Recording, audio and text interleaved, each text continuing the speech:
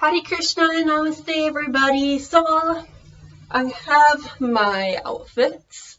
These are all my Indian clothing, all of my Hare Krishna clothing as I like to call them, and today we're doing another sari drape.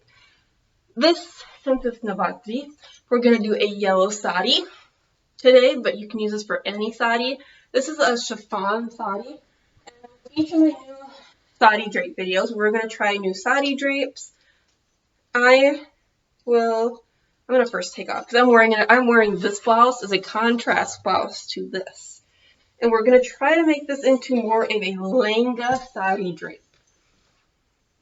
Now, I'm wearing this petticoat that matches the blouse just to kind of give the sari a little bit more contrast. You can kind of see. And yes, I have a problem. I have a hoarding problem with my Indian clothing. Really bad. If I see a good deal on Indian clothing, I'm going to buy it because I am a president of a club and it's kind of expected of me, in my opinion, to look my most presentable and look nice. And for me, presentable and nice means too many clothing. But anyway, so this is going to be our first drape.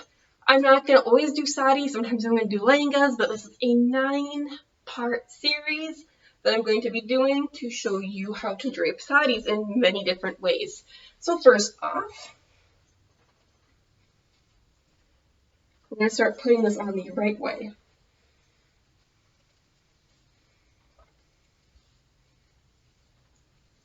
So what we're going to do is like the normal sari drape.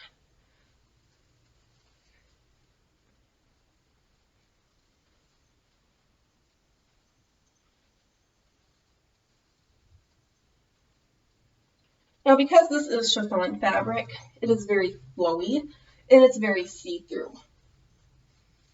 But this is actually going to help us achieve, I'm going for like a Lengha Saree, very kind of, I want to say magical, yeah, like a magical Lengha Saree look. So we're going to just drape this in a regular pattern. As you can see, there's a really nice cutout in my blouse. So I kind of want to show the blouse off in this look. So the pallu in this look is going to be very thin. It's going to be very thin, so it can do very thin but very long. So it's going to be more or less how I draped it now. Kinda. A little more less, like a little less messy. But now we're going to fold the pleats in like we are going to be making a Lengha skirt. Now today is the first day of Navratri. Please excuse my Minnesotan accent. I know many people are going to say, oh, it's not a Minnesotan accent thing. It's very much a Minnesota and American accent thing. But the reason I'm doing this series is just to pay homage to Durga Ma, also known as Yogamaya, Navratri.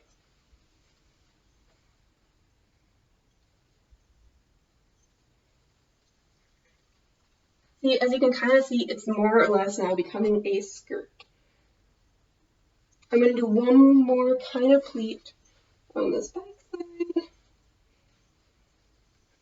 I'm going to kind of start to kind of like look around to see, okay, is it all fitting together nicely? So since I feel it is, I am going to make my pallu. Now, as you can see, this is going to be very basic in the front. In the back, I mean. I just want it to be a basic. I don't want any pleating really in the back for this look.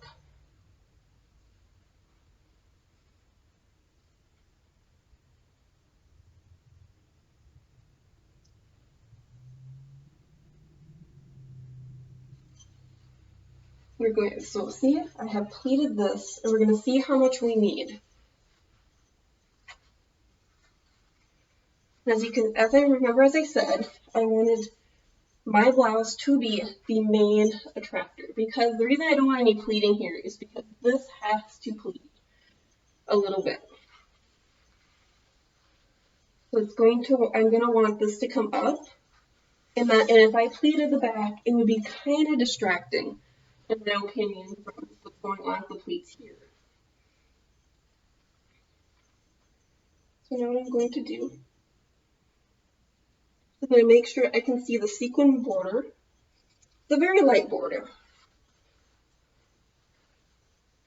And I'm going to place my necklace over it to kind of hold it for now, because I don't want to put any pins in this blouse, because as you can see, this blouse is very see-through.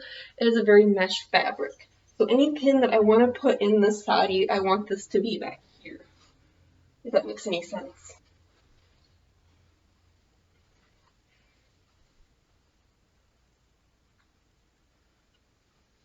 Now we'll fix this to be more or less aligned, like so, because it does look a little bizarre with it just kind of jutting out to the side like this.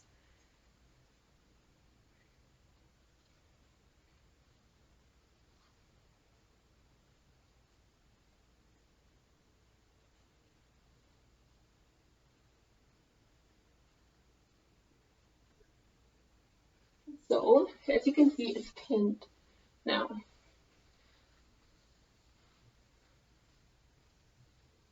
And so now we're going to want to organize these to kind of be more or less.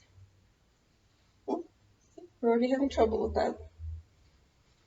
So if you are going to wear this for a long time, I would highly suggest pinning this also on this side to prevent the swooping.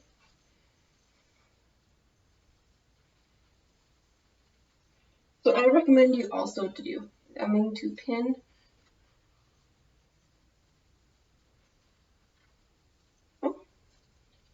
I would recommend you flatten this out and also pin it right in here to keep this from really like poofing out too much. But as you can see, this is our finished result. I am going to go down the camera a bit so you can kind of see how the pleating is with this sari drape. As you can see, it's a little fuller than a normal sari, like a mermaid, for example, sari drape. It is very... The pleats, unlike a normal sari drape, all the pleats would be in this middle area. The pleats are kind of all over, so it's more of a skirt or a lengha. So there we go. This is a very unique sari drape. I would highly recommend wearing this to like a wedding function. I would not necessarily, I guess in my opinion, wear it to temple, but like a party, an event. If I were to go to like an event, I would wear this kind of drape. I would not recommend wearing it to like, I don't know how to explain it. Not to like, you know, I would not wear this to kind of like, oh, I'm, you know, to kind of show off in temple is what I'm trying to say. Like, I would not wear this, for example, in a temple. And so there we go. This is kind of our finished look. This is look 1 for day 1 of Navratri. If you're here in America, it's day 1 of Navratri. If you're watching this in India, it's going to start on day 2. So you could easily wear this with any kind of chiffon fabric. You could even test this out with a more of a silk fabric. I bet a silk fabric would be really nice, but you'd have to watch the pleats in the front so it doesn't look too heavy, because the whole point of this look is to have a more flowy look. It is not to be a very harsh look. It is to be a very subtle look. And that's why I picked this blouse, because it's a contrast blouse. It goes really well with the sari, but it doesn't kind of like take away from the sari, and it doesn't like take away from the fact that it's a very simple look. So if you want to get a close-up of my jewelry that I wear with it, I decided to pair it with a very plain metallic bangles and a very statement-like choker. So bye-bye, namaste, Hare Krishna.